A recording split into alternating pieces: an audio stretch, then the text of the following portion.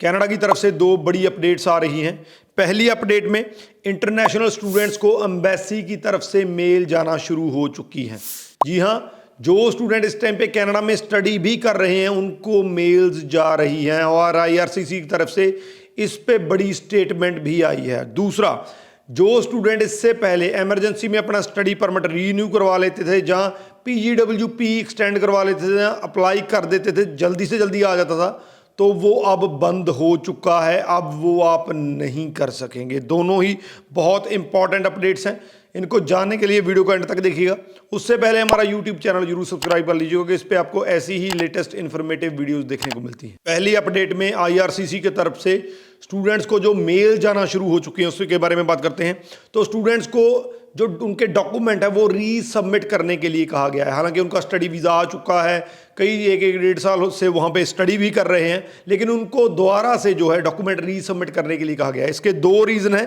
पहले रीज़न में IRCC की तरफ से, क्योंकि इस चीज़ को, ये जो मुद्दा है ये टाइम्स ऑफ इंडिया में उठाया गया था, इसको एक वीक हो गया है, लेकिन अब IRCC ने जो है इस पे अपनी क्लैरिफिकेशन दी है कि हम ये रीसबमिट करने के लिए क्या कह रहे हैं। क्योंकि बहुत सी ऐसी न्यूज़ आई थी जिसकी वजह से स्टूडेंट्स में ये पैनिक था कि पता नहीं ये क्या हो रहा है। तो IRCC ने क्लैरिटी दी है।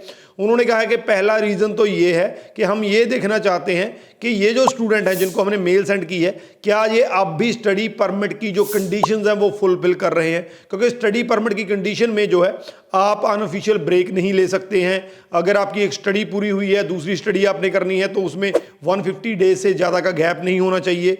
जो आप पार्ट टाइम जॉब करते हैं वो 24 आवर, पहले 20 आवर थी, वो 24 आवर से ज़्यादा नहीं होनी चाहिए। तो ये सर्टन कंडीशंस हैं जो आपको स्टडी परमिट के दौरान, जब आपकी स्टडी चल रही है, तो आपको पूरी करनी पड़ती हैं। तो उनका कहना है कि हम यही देख रहे हैं। तो स्टूडेंट्स को मांगा भी यही जा रहा है कि आपका जो कॉलेज है उसकी ट्रांसक्रिप्ट सेंड कीजिए ताकि पता चल सके कि क्या स्टूडेंट उसी कॉलेज में स्टडी कर रहा है। दूसरा, यहाँ पे वो part time job during study कर रहा था, तो उसके भी जो है स्टेटमेंट्स वगैरह या डॉक्यूमेंट मांगे जा रहे हैं। तो इसका सीधा सीधा ये है कि उनसे ये जानने की कोशिश की जा रही है कि क्या वाकई स्टूडेंट जिस कंडीशंस के लिए यहाँ पे आया था, स्टडी के लिए आया था, जिस कॉलेज के लिए आया था, क्या वो वहीं पे स्टडी कर रहा है और क्या वो स्टडी परमिट की कंडीशन जो है उसको फॉलो कर रहा है।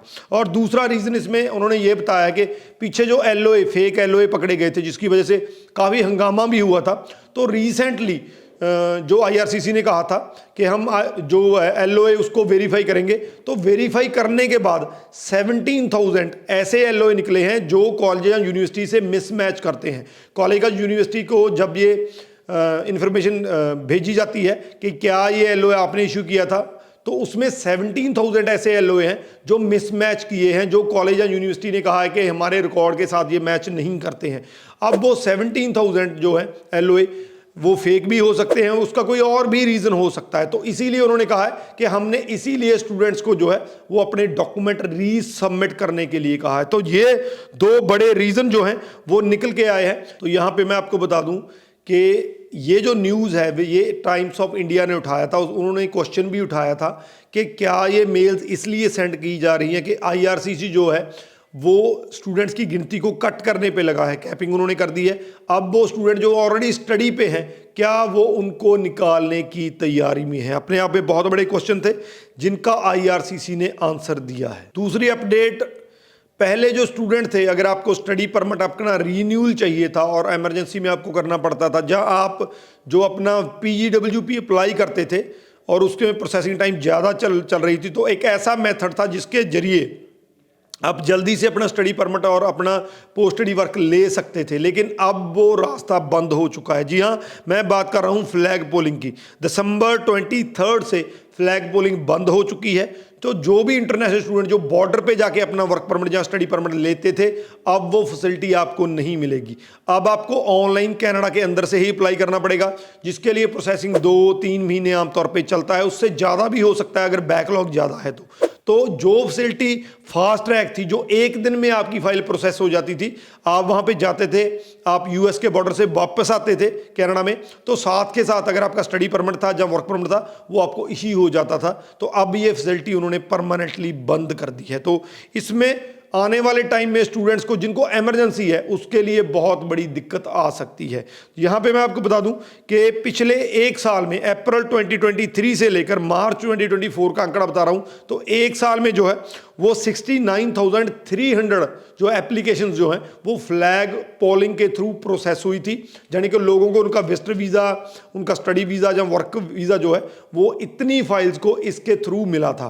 फ्लैग पोलिंग के जरिए आप एक दिन में सेम डे आपकी फाइल प्रोसेस करवा सकते थे, सेम डे आपको स्टडी परमिट, विजिटर वीज़ा या आपको जो है वर्क वीज़ा जो इशू हो जाता था, लेकिन अब ये बंद हो चुका है। तो फ्लैग पोलिंग का जो रास्ता था वो अब नहीं रहा है, इसीलिए आने वाले टाइम में आपको अगर कनाडा में अपनी फाइल प्रोसेस करवानी है तो आपको ऑनलाइन अप्लाई करना पड़ेगा।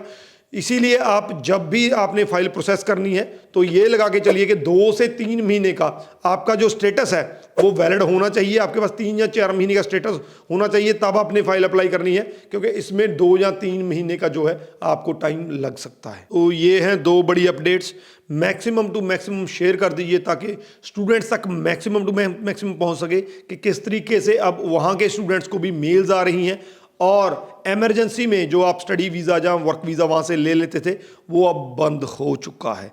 इस वीडियो के रिगार्डिंग अगर कोई क्वेश्चन है तो नीचे लिख दीजिए, आपको आंसर मिल जाएगा। राजवी चहल, थैंक यू सो मच।